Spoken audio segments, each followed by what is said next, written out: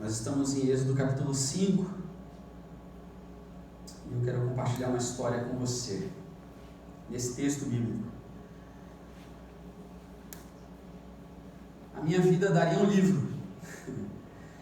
Certamente você já disse isso para alguém, ou certamente você já escutou alguém te falar isso, não é verdade? A minha vida daria um livro. De fato, algumas vidas, elas são bem movimentadas e dariam livros interessantes, não é verdade? Porque os episódios dessa vida são envolventes. As histórias, às vezes, são cheias de altos e baixos, e disso também se compõe um bom livro, uma boa história, altos e baixos, não é verdade? Você concorda comigo? No entanto, algumas vidas não são assim tão agitadas e envolventes, são mais calmas, são mais tranquilas. A gente pode dizer que não aconteceu nada de diferente na vida daquela pessoa. Mesmo assim, essa vida, ela pode dar também um bom livro. Sim, existem pessoas que na sua rotina mais calma, na sua vida mais calma, conseguem escrever uma boa narrativa da sua vida, deixar uma boa história. Depende, obviamente, de como essa história vai ser contada, de como esse relato vai ser feito e de como nós vamos escolher os recortes da nossa história. Nós estamos tendo nesse momento a oportunidade de sermos personagens e testemunhas da história que está acontecendo, e nós a estamos vivendo ao vivo e a cores. Tudo isso que está acontecendo nesse tempo que nós estamos vivendo. É uma grande oportunidade de nós fazermos os nossos registros e deixá-los para um futuro.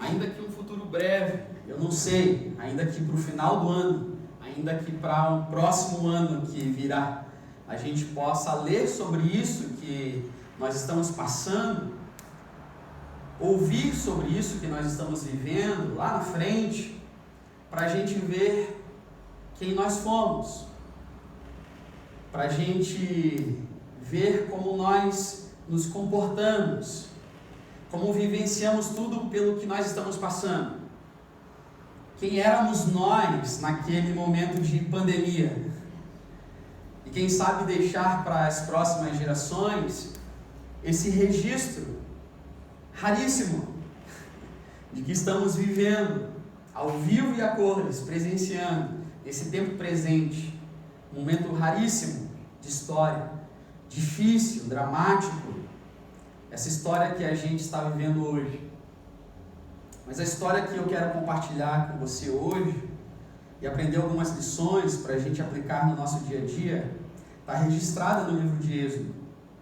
A partir do capítulo 5 é o nosso texto de hoje. Essa história, ela fala de um povo, o povo hebreu. Esse povo, ele está escravo. Fala de uma nação governada por um faraó obstinado, cego pelos seus desejos. Fala de um homem chamado Moisés e do seu irmão mais velho, chamado Arão, que são incumbidos de uma missão nessa história que eles estão vivendo, nesse momento como nação que eles estão vivendo. Fala de um tempo difícil, um tempo sombrio, um tempo de escravidão, um tempo de opressão, um tempo de escassez, de incertezas, de descontrole. Fala de um governo egocêntrico, desigual e injusto. Mas sobre tudo isso, fala da ação extraordinária de Deus. Deus manifestando o seu poder sobre a natureza, Deus manifestando o seu poder sobre os homens, sobre a vida, e Deus manifestando o seu poder sobre a história. Tem medo nessa narrativa, tem morte, tem dúvida, tem questionamentos, tem incertezas, mas acima de tudo, tem a vontade de Deus sendo realizada. Tem um plano de Deus sendo executado na história. Tem o poder de Deus sendo manifestado para mostrar que é Ele quem controla e está no controle de todas as coisas. Mesmo que para nós pareça tudo desgovernado e tudo descontrolado, tem um Deus que se manifesta como aquele que tem o controle de todas as coisas. Eu tenho aprendido na minha curta história de vida que Deus jamais vai me levar, vai me conduzir a um lugar em que Ele não possa me capacitar a viver e a superar os momentos de dificuldade que a minha história de vida está passando. Eu tenho aprendido isso, porque Ele sempre esteve, está e Ele sempre estará no controle de todas as coisas. E Ele nos capacita a enfrentarmos toda e qualquer situação. É isso que eu tenho aprendido ao olhar para esse livro, que é mais que um livro histórico, chamado Bíblia. Nesse momento da história, registrada no livro do Êxodo, que está aqui diante de nós, Moisés ele não vive mais protegido com seus privilégios dentro de um palácio. O palácio deste faraó que está causando esse dano à sua nação. Ele, nesse momento da história, registrada a partir do capítulo 5, o Moisés ele é fugitivo. Ele fugiu do Egito e ele está morando numa cidade chamada Midian, em uma outra região, aproximadamente 450 quilômetros de distância da onde ele cresceu, do Egito. Em Midian, Moisés constitui uma família. Ele conhece a sua esposa, ele tem filhos, ele pastoreia o rebanho do seu sogro Jetro. Ele está ali na sua normalidade da vida, e a história diz que o povo de Israel, escravo ainda no Egito, está sofrendo e sofrendo muito. E o Moisés está ali na sua normalidade da vida. O tempo passa enquanto ele constitui a sua família nessa cidade chamada Midian, e o faraó que governava o Egito, que perseguia o Moisés, e que tinha esse desejo de morte, morre. O tempo passa e esse faraó obstinado morre. E a história diz que mesmo com a morte do faraó, o povo ainda continua sofrendo, escravo no Egito. Eles sofriam, o texto bíblico diz que eles gemiam de dor, eles clamavam debaixo de escravidão. Deus ouve o clamor desse povo. E diante desse ouvir o clamor do povo, Deus se lembra da aliança que Ele havia feito com esse povo, que começou lá com Abraão. Gênesis capítulo 12.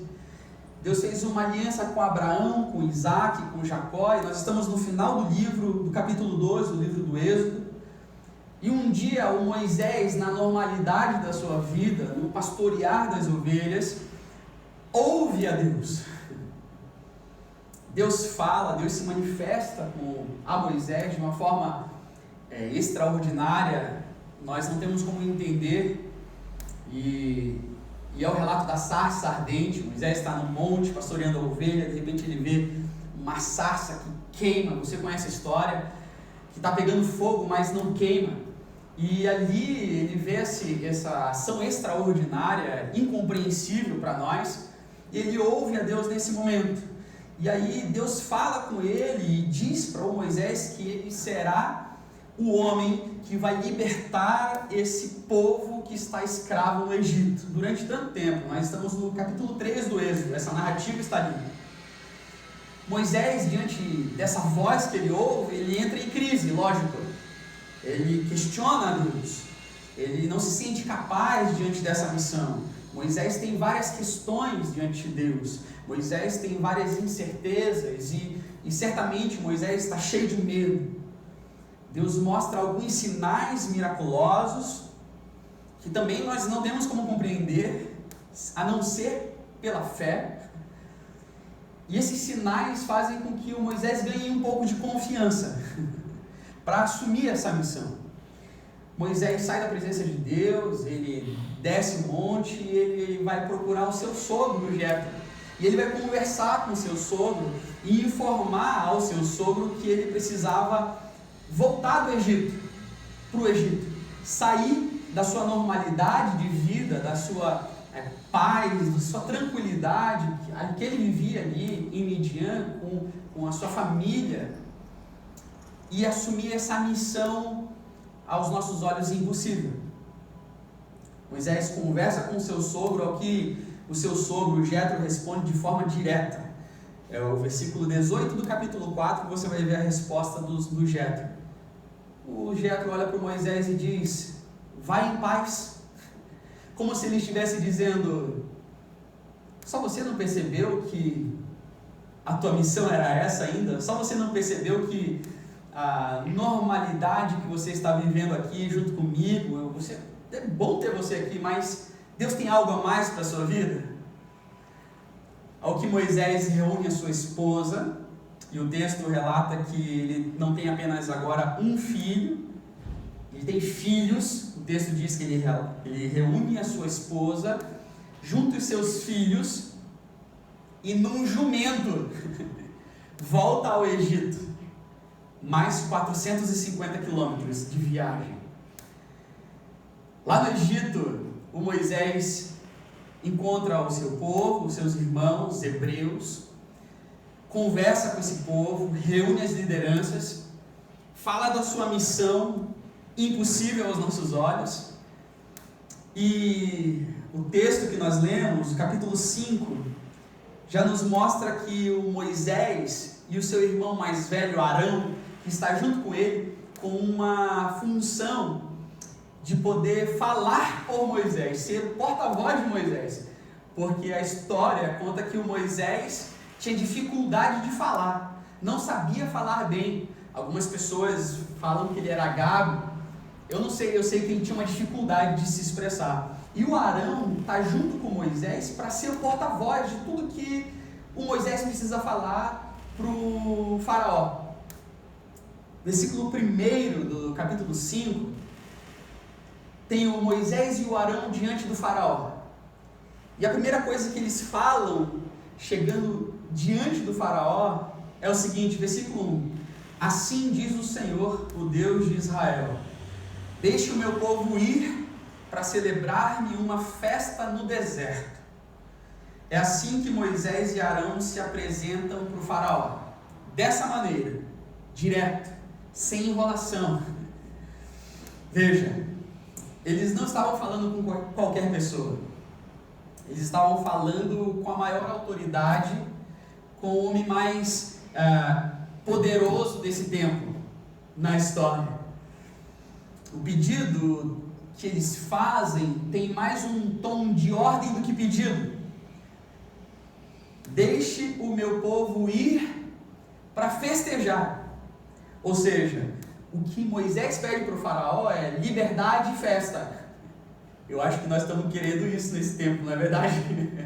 Tem tanta gente não aguentando o confinamento que está fazendo festa ilegal. Liberdade e festa. Talvez seja o maior desejo da sua vida, eu não sei, mas talvez você não esteja mais aguentando não ver mais pessoas, não celebrar aniversários. Hoje, dia 21, é aniversário do meu pai.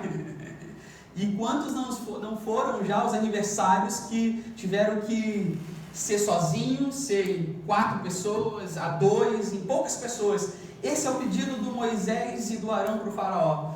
Deixe o meu povo ir, liberdade e festa.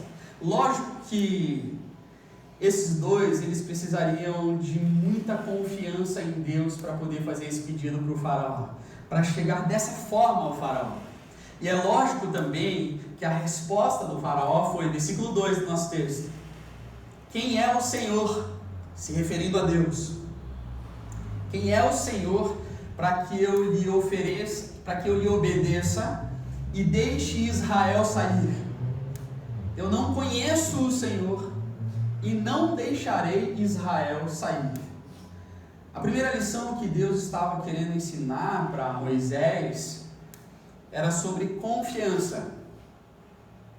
Deus está no controle de todas as coisas. Mas eu acredito de verdade nisso? Eu confio de fato que Deus está no controle de todas as coisas, Moisés e Arão precisaram confiar muito em Deus.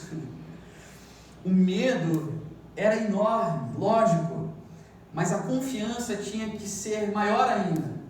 E é muito interessante que esse pedido de Moisés e Arão chega a ser engraçado. Eu imaginei algo assim, que eles fazem esse pedido como algo muito comum aos que as crianças fazem. Porque quando uma criança ela quer muito alguma coisa, que no fundo ela sabe que vai ser difícil o pai deixar. Por exemplo, uma criança quer ir dormir na casa do amiguinho. O que ela faz? Você que é pai, você que é mãe, vai se identificar com isso. Ela combina com o amiguinho e diz: pede para o meu pai, porque se você pedir, o meu pai talvez deixe. Normalmente é isso que acontece com as crianças. A gente pode até combinar que o seu pai também já sabe, já até deixou eu dormir na sua casa. Quando a criança quer ir na casa desse amiguinho e ela percebe essa possibilidade da negação do seu pedido, ela age dessa maneira. Por que ela faz isso? Porque é mais fácil o pai dela confiar nesse amiguinho e no pai desse amiguinho que ele não o vê todos os dias, do que confiar em mim, que sou visto todos os dias, e o meu pai sabe das minhas malcriações, das minhas desobediências, dos meus erros. Então é muito mais fácil eu dizer que você está pedindo do que eu pedir, porque o meu pai está olhando para mim, que sou tão errante, que cometo tantas falhas no dia a dia. Qual é o problema desse pedido do Moisés e do Arão para o faraó? Que mesmo eles falando em nome de Deus, o faraó não dá a mínima para esse pedido. Porque o faraó, o texto nos diz que ele não conhece Moisés, não conhece Arão e não conhece nem mesmo a Deus. É como se o pai da nossa história, o pai dessa criança dissesse assim: eu não sei quem é seu amiguinho, eu não conheço nem o pai do seu amiguinho, por que é que eu tenho que ceder ao seu desejo de dormir na casa de um desconhecido para mim? Mas quem é que conhece a Deus? Em nossa narrativa bíblica, quem é que conhece a Deus? O Moisés e o Arão. Eles fazem então o que diante da resposta do faraó, que respondeu para eles: eu não conheço o Deus de vocês, eu não conheço nem mesmo vocês, eu não sei da história de vocês.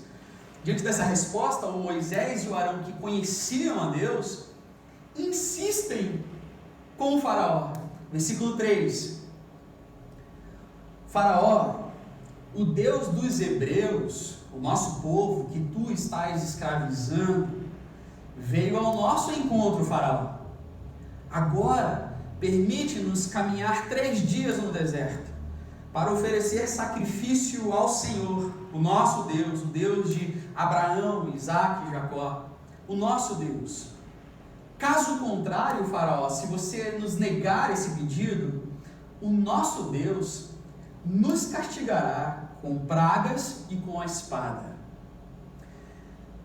Eu vejo que o Moisés e o Arão, eles estão cheios de uma confiança que me faz querer ter essa confiança. Eu não sei de onde eles tiraram tanta força e tanta confiança nesse momento, mas eu desejo muito essa confiança no meu dia a dia. Eles precisam de muita confiança para fazer esse pedido e insistir com o faraó. Além de pedir para sair e festejar, eles informam o faraó 2 coisas, no mínimo, interessantes. A primeira coisa que eles informam é o tempo que eles estariam fora com seu povo. 1 semana, 3 dias para ir de viagem, 1 dia para ficar no seu destino festejando e adorando a Deus, e mais 3 dias para voltar, 7 dias no total.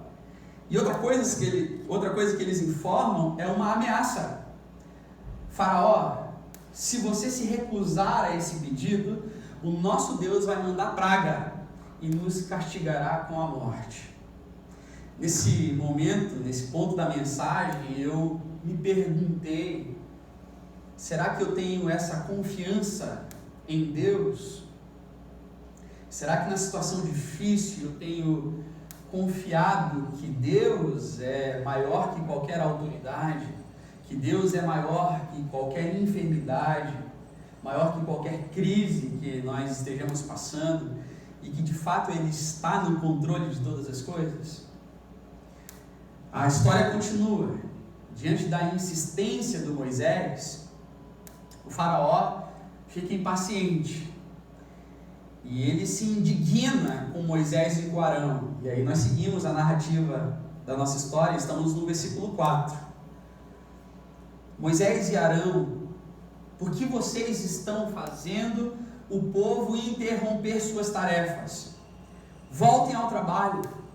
E o faraó, na sua indignação, faz mais. Ele aumenta a carga de trabalho do povo. E ele dá uma ordem para os seus feitores e os seus capatazes. Versículo 9 vai nos informar isso. Aumente a carga de trabalho dessa gente para que cumpram suas tarefas e não deem atenção a mentiras. Além de não dar crédito, não conhecer o Deus de Moisés e de Arão e do povo hebreu, o faraó ainda chama Moisés e Arão de mentirosos. A situação piora. Pessoas são espancadas.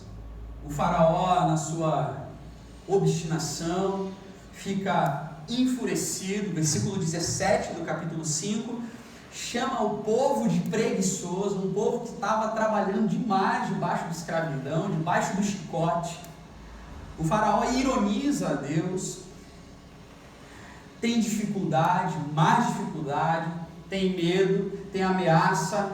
Tudo isso está diante de Moisés, está diante do Arão, está diante do povo de Deus. A situação é tão difícil, tão angustiante, tão dolorosa, que o Moisés e o Arão, eles ficam abalados. Nesse momento da história, eles se encontram quase que desacreditados. E aí, diante desse momento de angústia, medo, de abalo, eles vão conversar com Deus de novo. Dúvida no coração, com dúvida no coração, eles chegam para Deus, versículo 22 do capítulo 5 nós estamos. E aí mostra a conversa de Moisés, de Arão com Deus. Moisés voltou-se para o Senhor e perguntou: Senhor, por que maltrataste este povo? Está vendo a angústia do Moisés? Está vendo o medo que ele está sentindo? Ele não acredita mais. Ele consegue ver só dor. Ele consegue ver só morte. Ele consegue ver um faraó sentado no seu trono, reinando e no controle de todas as coisas. É difícil acreditar nesse momento. É difícil acreditar que Deus está no controle. E o Moisés, ele externaliza essa dúvida que está no seu coração. Deus, por que tu estás maltratando esse povo? Percebe que o medo do Moisés já é transferido para que esse sofrimento, a responsabilidade é de Deus. Deus, por que é que tu estás permitindo isso e tu estás maltratando o teu povo? Versículo 23. Deus, desde que eu me dirigi ao faraó para falar em teu nome, ele tem maltratado esse povo, e tu de modo algum libertaste o teu povo. Quantas vezes na nossa história o questionamento do Moisés não foi o nosso? Onde está Deus? Por que Deus, tu estás permitindo isso sobre a minha vida? Por que a nossa nação sofre tanto? Por que tu, que és o Deus que controla todas as coisas, Criador de todas as coisas, ainda nos mostraste a cura. Porque o nosso povo está sofrendo, porque as pessoas continuam morrendo, porque até quando? Quando é que isso vai acabar? Na sua dor, na sua angústia, no seu questionamento diante de Deus, Deus, na sua graça, no seu infinito amor, responde para Moisés. Deus não só responde, mas reafirma algo para aumentar a confiança de Moisés.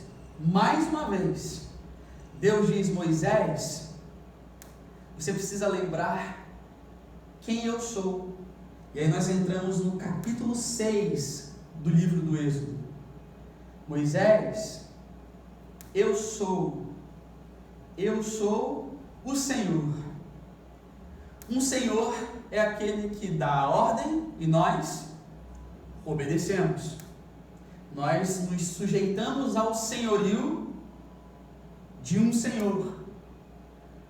Versículo 6 do capítulo 6. Deus conversando com Moisés e reafirmando o eu sou o Senhor. E ele começa dizendo exatamente isso. Moisés, eu sou o Senhor. Eu os livrarei do trabalho imposto pelos egípcios.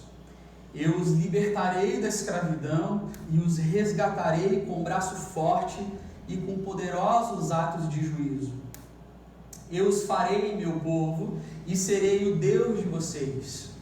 Então vocês saberão que eu sou o Senhor, o seu Deus, que os livra do trabalho imposto pelos egípcios. E os farei entrar na terra que, com mão levantada, jurei que daria a Abraão, a Isaque e a Jacó. Eu a darei a vocês como propriedade, porque eu sou o Senhor. 3 vezes na sua conversa com Moisés, Deus reafirma: eu sou o Senhor. Eu sou o Senhor, eu estou no controle. Não foi uma tarefa fácil? Lógico que não. Ainda há medo, ainda há desconfiança no coração, ainda há um sistema de opressão, de terror, de escravidão. As pessoas ainda continuavam morrendo, as pessoas ainda eram escravas. O povo ainda desconfia. O povo, no seu sofrimento, não escuta a Moisés, a Arão e nem a Deus, lógico. E o texto nos diz por quê. Versículo 9 do capítulo 6. Moisés declarou tudo o que Deus havia falado para ele, para os israelitas, mas eles não lhes deram ouvidos. Por quê? Por causa da angústia e da cruel escravidão que eles estavam sofrendo. Angústia e escravidão. Nós estamos vivendo tempos de angústia, de privação. E é nesse momento que nós precisamos, de fato, reafirmar quem é o nosso Senhor, em quem nós confiamos. Está aí diante de nós uma verdade. Como confiar se o que está diante de mim diz o contrário? A enfermidade veio e ela não foi mais embora. A porta de emprego fechou e eu não vejo previsão de uma nova porta se abrir, uma nova oportunidade. A previsão futura, pelo menos de um futuro próximo, é de caos, é de problemas, é de escassez. Está aí diante de nós números que crescem a cada dia de pessoas morrendo.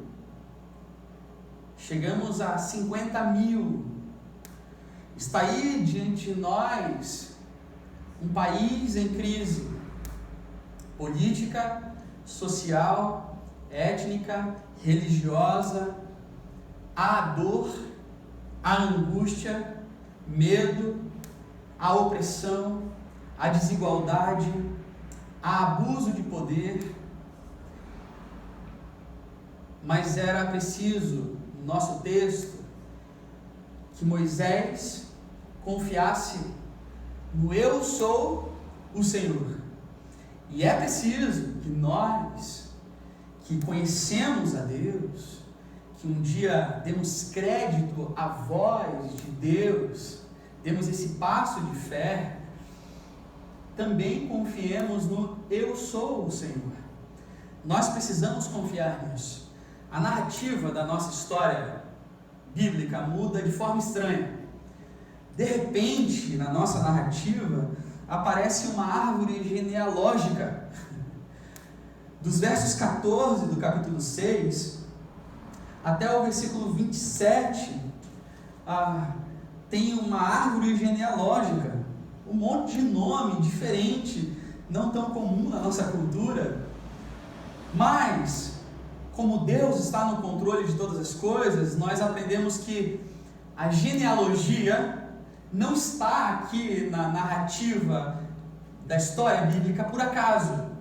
A genealogia é uma forma de Deus nos lembrar hoje, como leitores, de que Deus havia preparado Moisés e Arão para esse trabalho que eles estão realizando aqui nesse momento no Egito, diante do faraó, diante de tanta dor e escravidão. O nascimento de Moisés e de Arão na família de Jacó, um dos patriarcas, foi parte da obra, da providência de um plano perfeito de Deus que ele tinha para a vida dos dois e para essa nação. Mais uma forma, então, de Deus nos mostrar que Ele está no controle de todas as coisas. Essa genealogia nos faz lembrar hoje que nós estamos inseridos na família que estamos, porque Deus tem um propósito para nós na nossa família. Você não está aqui hoje, nesse momento, por acaso. Não foi o acaso que te trouxe aqui. Há um propósito de Deus, há um plano de Deus acontecendo em meio a esse momento em que as pessoas estão morrendo, em meio a esse momento da sua história de vida que você está vivendo no hoje. Mais do que a crise que nós estamos vivendo, que está diante da nação, há um propósito de Deus acima de tudo isso. Em suas palavras, dita a Moisés, Deus o fez lembrar: eu sou o Senhor, eu sou o Senhor, eu sou o Senhor. Não foi isso que nós lemos? Disse também algo muito importante para aumentar a confiança de Moisés. Versículo 6 do capítulo 6. Moisés, eu libertarei, eu resgatarei. Versículo 7, farei, serei o Deus de vocês. Versículo 8, farei vocês entrarem na terra que jurei que daria a Abraão, Isaque e Jacó. Eu a darei a vocês como propriedade. Eu sou o Senhor. Quando nós sabemos que Deus está no controle de todas as coisas, nós aí sim temos a oportunidade de registrar uma história de confiança. Aí sim, no futuro, a gente pode olhar para esse tempo que nós estamos vivendo e as pessoas, os nossos parentes, os nossos familiares, as pessoas que nos cercam poderão olhar para esse momento que nós estamos vivendo hoje e no futuro ver quem fomos, ver as pessoas de confiança que fomos, a confiança que tivemos em Deus. Confiança. Deus está no controle. O apóstolo Paulo diria que eu estou convencido de que aquele que começou boa obra em vocês vai completá-la até o dia de Cristo Jesus. O salmista diria: uns têm a sua confiança em carros, outros em cavalos, mas nós confiamos no Senhor. No Senhor. A outra experiência que Deus permitiu que Moisés e Arão vivessem tem a ver com o que eles estão fazendo aqui. E o que eles estão fazendo nesse momento? Eles estão em movimento. Eles precisam movimentar-se, porque a partir do momento em que eles parassem, haveria morte, porque estagnação é morte. Toda vez que eu deixo de me movimentar, eu começo a atrofiar. Eu preciso exercitar a fé, dar passos de fé, porque uma vez que a minha fé não é exercitada, ela não é aumentada. Eu não preciso mais dela. No campo da fé é um constante movimento, é um dobrar os joelhos, é um orar, praticar a oração, é um ir para o quarto secreto, é desenvolver a audição, porque se tem uma coisa que é verdade, é que ouvir Deus é um mistério, não é tão simples assim. Alguém disse certa vez: por que é que nós não ouvimos a Deus como os antigos ouviam? E a pergunta que nós temos que fazer é: por que é que nós não estamos ouvindo? Porque Deus continua falando.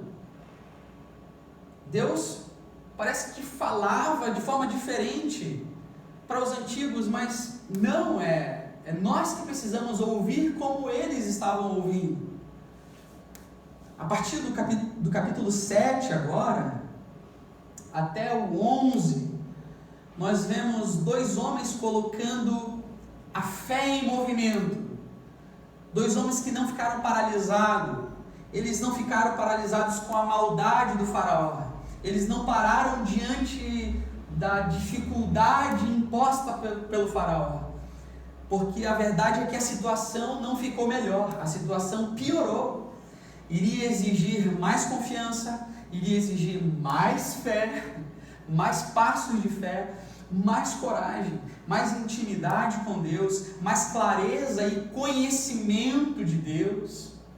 Iria exigir que Moisés e Arão olhassem para trás, olhassem para a sua história e pudessem lembrar o que Deus já havia realizado na história, os milagres que Deus já tinha feito na própria família deles, na história desses dois.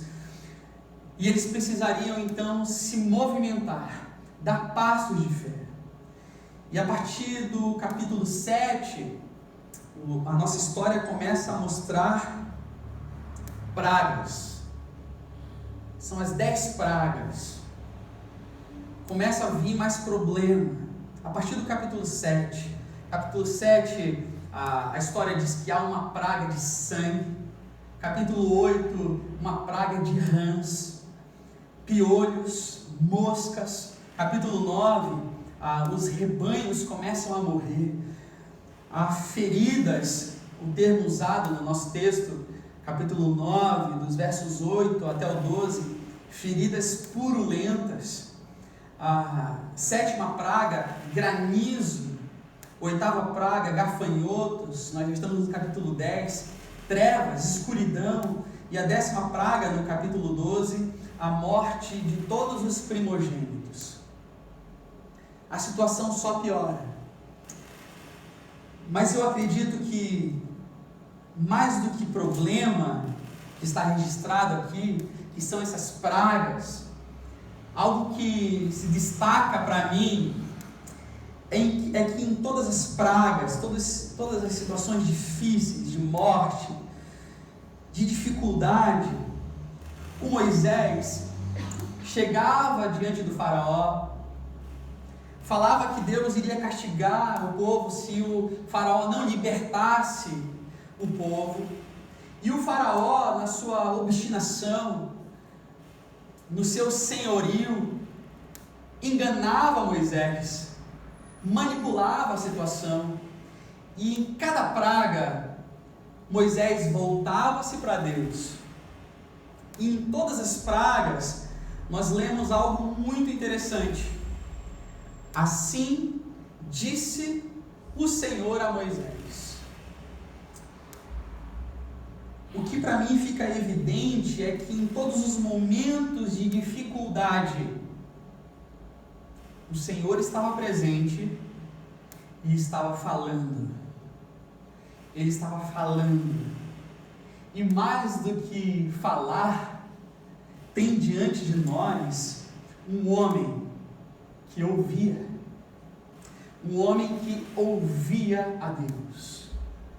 Em todos os momentos de dificuldade, havia a voz de Deus, ordenando novamente, dando direção novamente para Moisés, acalmando Moisés, mostrando que ele era o Senhor e estava no controle daquela situação. Mais do que pragas, nós vemos a voz de Deus claramente falando com Moisés e Moisés ouvindo. Em todas as pragas nós vemos um faraó obstinado, fazendo promessas e não cumprindo, um faraó egocêntrico, controlador, enganando Moisés. Nós vemos o Moisés voltando-se para Deus repetidamente, vemos repetidamente também Deus falando com Moisés e Moisés ouvindo. Deus falando e Moisés se movimentando, agindo, exercitando e praticando a sua fé conforme a voz de Deus. O que nós podemos aprender com tamanha desgraça e sofrimento que foram essas pragas? Que quanto mais as pessoas, como um faraó, resistem à vontade de Deus e se recusam a ouvir a sua voz, mais elas continuarão escravas de si mesmas, mais elas continuarão paralisadas diante do problema, porque elas não têm a capacidade de escutar ninguém, nem mesmo a Deus. E estagnação é morte. Qual era o problema do faraó? Esse homem obstinado que não ouvia a Deus, só ouvia a si mesmo. Eu acredito que o problema dele seja muitas vezes o meu e o seu problema. O coração é endurecido. Um coração endurecido. Endurecer o coração significa ver provas claras da mão de Deus agindo na história, nas pessoas, e ainda assim recusar deliberadamente a Deus, recusar deliberadamente a sua vontade, mesmo diante das provas claras que nós temos da ação de Deus. As pessoas de coração endurecido dizem como Faraó: quem é esse Deus? Eu não o conheço. Eu não o conheço para ouvir a sua voz. Quem é esse Deus para que eu obedeça a sua voz? Foi o que nós lemos no versículo 2 do capítulo 5. Pessoas com o coração endurecido não sabem ouvir. Pessoas com o coração endurecido minimizam o sofrimento do outro. Pessoas com o coração endurecido, elas estão armadas. Elas colocam barreiras entre eu e o próximo. E se há uma barreira entre eu e o meu próximo, certamente há uma barreira erguida entre eu e Deus. Pessoas com o coração endurecido estão abraçadas nas suas verdades, estão sentadas no seu trono. Pessoas com o coração endurecido estão olhando para si e ouvindo apenas a si. São indiferentes com a realidade que está à sua volta. São insatisfeitas, nada preenche. É sempre um vazio enorme e nada preenche. Essa história me diz que diante da voz de Deus, eu preciso me movimentar, exercitar a fé, dar passos de fé, porque estagnação é morte, é angústia e é prisão. Como é que você será lembrado nesse momento que você é protagonista da história que nós estamos vivendo? Você vai olhar para trás e ver confiança.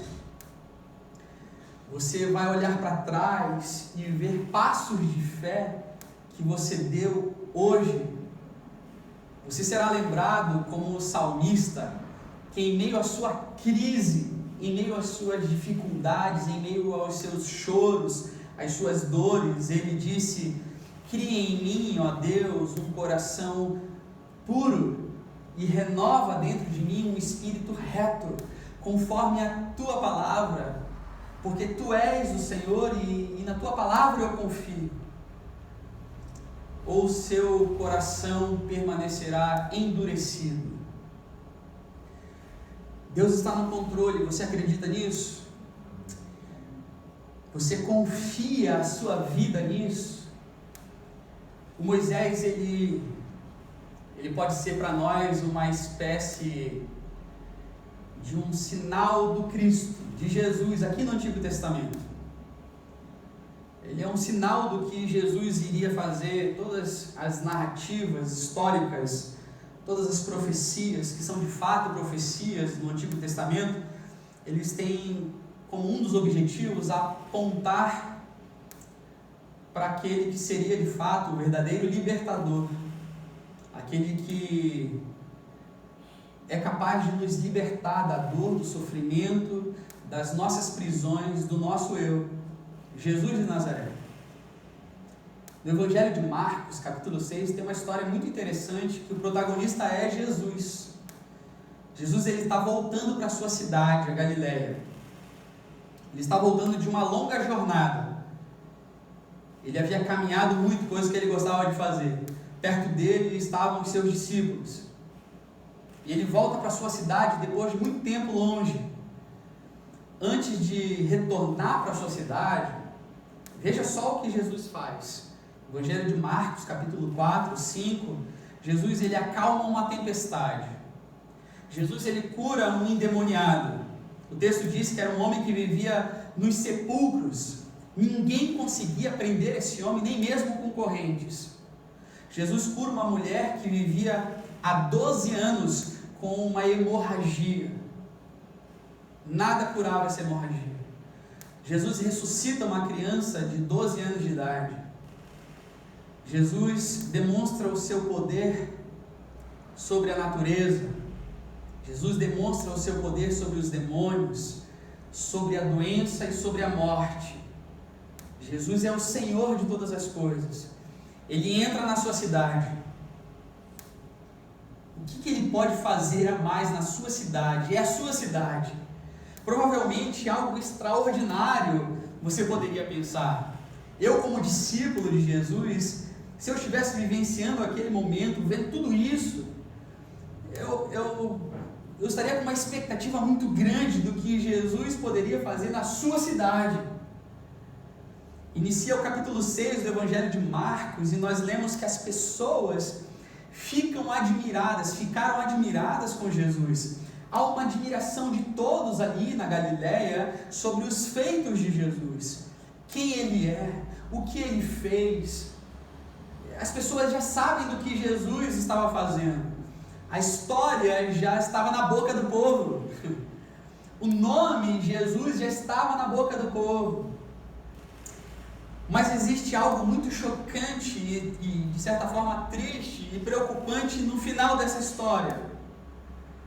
Nós lemos que Jesus, o evangelista, o Marcos, registra da seguinte forma: não pôde fazer ali muita coisa, só alguns milagres na sua cidade, mas não foram muitas coisas. Ele está dizendo, a expectativa que tínhamos era que algo grandioso acontecesse, mas ele não fez muitas coisas.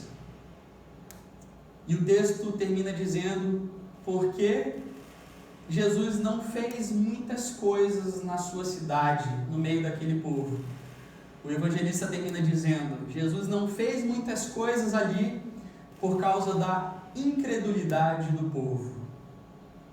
Toda vez que eu resolvo fazer do meu jeito, assumir o controle, eu deixo de confiar no jeito de Deus. Toda vez que eu dou mais atenção à voz do meu coração, eu escuto menos a voz de Deus. Aí é certo que nós começamos a bater mais a cabeça, a errar mais, tropeçar mais, nos frustrarmos mais, decepcionarmos a nós mesmos e àqueles que estão perto da gente, ficar mais angustiados, mais ansiosos, aprisionados ao nosso próprio eu. nós começamos a ficar mais indiferente ao sofrimento do próximo que está próximo de nós. O que é isso? O coração endurecido do faraó. A história se repete, você percebe? É a obstinação do faraó. E nessa mensagem, dentre tantas lições que nós podemos aprender, eu deixo duas com você. Duas perguntas. Você deseja entregar o controle da sua vida para Deus? Porque na nossa história Ele se mostrou como o Deus que está no controle de todas as coisas. Diante disso, Moisés e Arão confiaram e se movimentaram, exercitaram a sua fé. Você precisa confiar mais, se movimentar de acordo com a voz do Senhor. Que Deus te abençoe, que Deus fortaleça o seu caminhar, te direcione, te encha de confiança, porque Ele está no controle. Amém? Amém. Amém. Você que está nos assistindo, que Deus te abençoe também, aonde você estiver, no momento que você está passando, que Deus te abençoe. Ele está no controle de todas as coisas. Amém.